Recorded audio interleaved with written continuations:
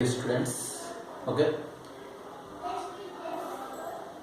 photosynthesis లో next electron రవాణా. Okay, electron రవాణా లోపల ముఖ్యంగా కాంతి వ్యవస్థ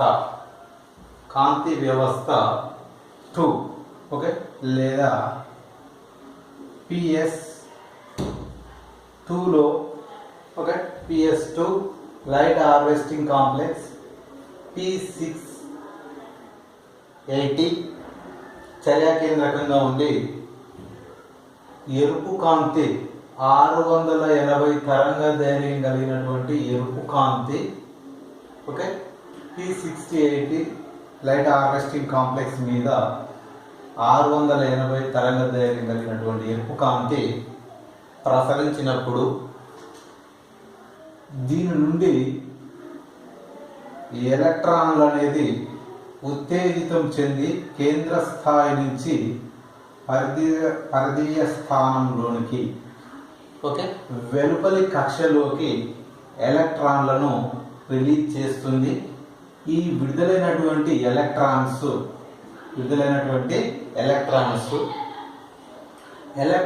స్వీకర్తల ద్వారా ఓకే ఎలక్ట్రాన్ స్వీకర్త ద్వారా సైటోక్రోమ్ రవాణా వ్యవస్థల నుండి ఓకే ఇక్కడ PO15 అనేటువంటి ఎలక్ట్రాన్ స్వీకర్తలు ఉంటున్నాయి. ఈ ఎలక్ట్రాన్ స్వీకర్తల నుంచి PO15 PQ ప్లాస్టోక్వినోన్ ఓకే ఏది ఇక్కడ PO15 okay next plastoquinone PQ plastoquinone and cytochrome electron రవాణా వ్యవస్థలు. సైటోక్రోమ్ ఎలక్ట్రాన్ రవాణా వ్యవస్థల ద్వారా తిరిగి ఎలక్ట్రాన్లు సైటోక్రోమ్ వ్యవస్థల ద్వారా PS1కు లేదా P700కు ఎలక్ట్రాన్లు చేరడాన్నే మనం ఏమంటాము ఎలక్ట్రాన్ రవాణా వ్యవస్థలు. PS1 చేరినటువంటి ఎలక్ట్రాన్లు తిరిగి ఎలక్ట్రాన్ స్వీకర్తల ద్వారా మళ్ళీ NADPH+ గా మార్పు చెందడానికి తోడ్పడుతుంది. NADPH సేకరణానికి తోడ్పడుతుంది. చూడండి ఇక్కడ మరి ఏమైతుంది, ఫోటో సిస్టమ్ 2 లోపల ఉన్నటువంటి 680 తరంగ ధైర్యం కలిగినటువంటి ఎరుపు కాంతిని లైట్ హార్వెస్టింగ్ కాంప్లెక్స్ శోషించగా కేంద్ర స్థాయి లోపల ఉన్నటువంటి ఎలక్ట్రాన్లు ఓకే పరిధీయ కక్షలోనికి ప్రవేశించి తిరిగి ఎలక్ట్రాన్ స్వీకర్తల ద్వారా PO15 అండ్ ప్లాస్టోక్వినోన్ సైటోక్రోమ్ అనేటువంటి ఎలక్ట్రాన్ రవాణా వ్యవస్థల ద్వారా P700కు చేరి ఓకే P700 నుంచి అంటే ఎలక్ట్రాన్లు ఒకసారి P680 నుంచి ఎలక్ట్రాన్ స్వీకర్తకు ఎగుడుగాను ఓకే అప్ హీల్ అంటే పైకి, అదేవిధంగా ఎలక్ట్రాన్ స్వీకర్తల నుంచి ఎలక్ట్రాన్ రవాణా వ్యవస్థల ద్వారా తిరిగి మళ్ళీ P700కు ఏంటివి ఎలక్ట్రాన్స్ దిగుడుగా రవాణా చెంది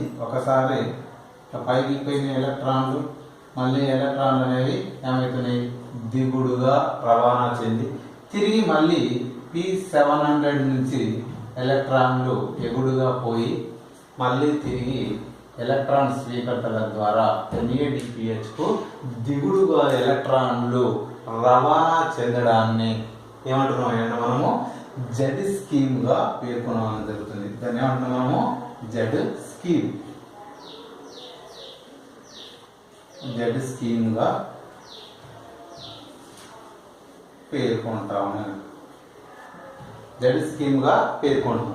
చూడండి మరి జెడ్ స్కీమ్ ఎందుకు పేర్కొంటుందండి, ఎలక్ట్రాన్లు యొక్క ప్రవాహం అనేది జెడ్ ఆకారంలో ప్రయాణిస్తున్నాయి కాబట్టి దీన్నే మనము జెడ్ స్కీమ్గా పేర్కొంటున్నాము.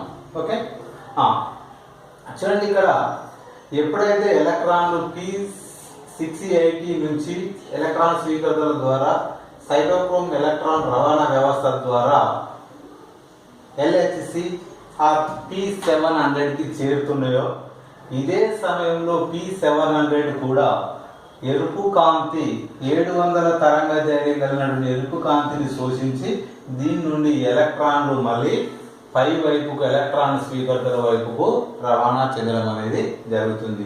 తిరిగి ఎలక్ట్రాన్లు అనేది స్వీకర్తల నుంచి మళ్ళీ దిగుడుగా NADP ప్లస్ ఏమవుతుంది, NADPH+ గా సేకరణం అనేది జరుగుతుంది. ఇలా ఉన్నటువంటి ఎలక్ట్రాన్లను ఉపయోగించుకొని అదేవిధంగా హైడ్రోజన్లను స్ట్రోమా లోపల ఉన్నటువంటి హైడ్రోజన్లను ఉపయోగించుకొని NADPH సేకరణం అనేది చెందుతుంది. ఓకే, ఇది ఏంటిది, ఎలక్ట్రాన్ల యొక్క కాంతి చర్య జడ్డు పథము. ఓకే, కాంతి చర్య జడ్డు పథంగా చెప్పుకోవడం అనేది జరుగుతుంది. ఓకే, ఇది ఎలక్ట్రాన్ల యొక్క రవాణా, జెడ్ స్కీమ్ ఎలక్ట్రాన్ ట్రాన్స్పోర్ట్ లేదా జెడ్ పథంగా చెప్పుకోవడం అనేది జరుగుతుంది. చూడండి ఇక్కడ P680కి లైట్ హార్వెస్టింగ్ కాంప్లెక్స్కి సమీపంలో నీటి అణువు విచ్ఛేదనం అనేది జరుగుతుంది. ఓకే, ఆక్సిజన్ ఉత్పత్తి అయ్యేటువంటి స్థానము LHC P680కి సమీపంలో H2 అనేది విచ్ఛిన్నం చెంది ఎలక్ట్రాన్స్ అదేవిధంగా ఆక్సిజన్ ఫోటాన్స్ రిలీజ్ కావడం అనేది జరుగుతుంది.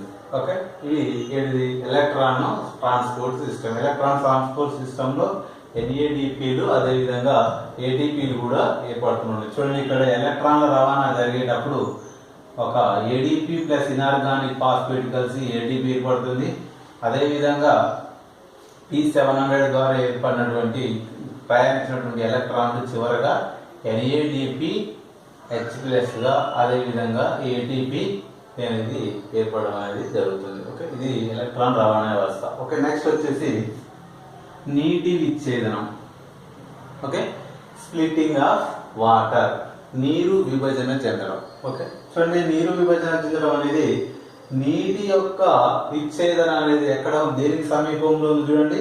నీటి విచ్ఛేదనం అనేది నీటి విచ్ఛేదనము PS2కు సన్నిహిత సంబంధాన్ని కలిగి ఉంటుంది. అంటే PS2 600 P680కి లేదా LHC లైట్ హార్వెస్టింగ్ కాంప్లెక్స్కి సమీపంలో ఉంటుంది. PS2కు సమీపంలో ఉండడం అనేది జరిగింది. ఏంటంటే PS2కు H2O అనేది సమీపంలో ఉంటుంది. ఓకే, మరి ఒక నీటి అణువు విచ్ఛేదనం చెంది ఏమేమి ఏర్పడుతున్నాయి అంటే ఒక నీటి అణువు విచ్ఛేదనం చెంది 2 ఎలక్ట్రాన్లు 2 ప్రోటాన్లు ఓకే ఆక్సిజన్ అనేది ఏర్పడుతుంది.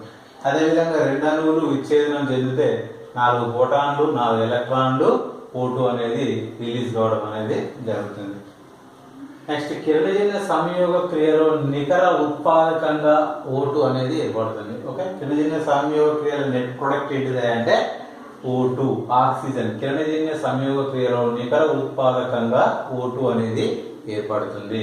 ఓకే, నెక్స్ట్ PS1లో ఎలక్ట్రాన్ల లోటును చూడండి. ఒకవేళ PS1లో కనుక ఉద్రిక్తత చెంది ఎలక్ట్రాన్లు అనేవి స్వీకర్తకు అందిస్తే ఇక్కడ ఎలక్ట్రాన్ల లోటు అనేది ఏర్పడుతుంది.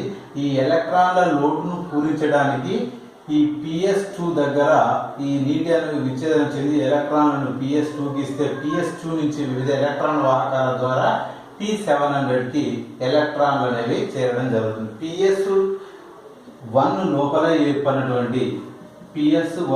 ఏర్పడినటువంటి ఎలక్ట్రాన్ల లోటును PS2 అనేది భర్తీ చేయడం అనేది జరుగుతుంది. ఓకే, 2 నీటి అణువులు విచ్ఛేదనం చెంది 4 ప్రోటాన్లు 4 ఎలక్ట్రాన్లు O2 అనేది రిలీజ్ కావడం జరుగుతుంది. ఆక్సిజన్ నిర్గమ సంక్లిష్టం, దీన్నే మనం ఏమంటామంటే ఆక్సిజన్ నిర్గమ సంక్లిష్టం అని పిలుస్తాం. OEC oxygen evaluating complex. Okay, oxygen evaluation complex గా పిలుస్తున్నాం. ఇది PS2తో కూడి ఉంటుంది. ఓకే, ఎక్కడ ఉంటుంది ఇది PS2తో కూడి ఉంటుంది. OEC. ఓకే, OEC అనేది PS2కు సమీపంలో ఉంటుంది.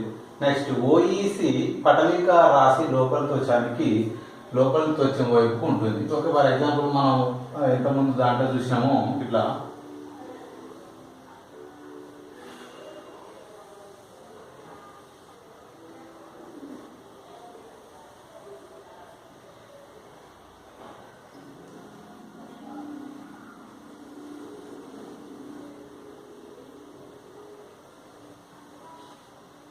ఏంటిది పటలిక రాశి, ఇదేంటిది ఇది లోపలి త్వచము.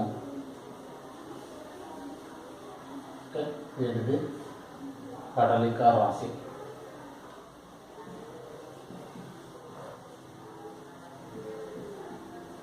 పటలిక రాశి లోపలి త్వచము ఓఈసి అనేది ఇక్కడ ఉండడం అనేది జరుగుతుంది. లోపలి త్వచం మీన్స్ ఇక్కడ ఓఈసి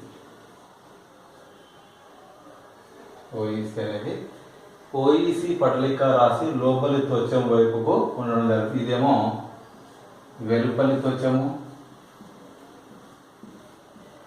ఓకే, ఇదేమో లోపలి త్వచం, ఇది లోపలి త్వచం. ఓకే, విడుదలైనటువంటి H+లు O2లు ల్యూమెన్లోకి విడుదలవుతాయి. ఎక్కడ మరి H+లు O2లు ఎక్కడ? ఇది ఏంటిది? ఇది లూమెన్. ఓకే, ఓఈసి సంక్లిష్టము పటలిక రాశి లోపలి త్వచం వైపు ఉంటుంది. విడుదలైనటువంటి H+లు మరియు O2 లూమెన్ లోనికి చేరబడతాయి. ఓకే, ఇది నీటి విచ్ఛేదనము. Okay, thank you.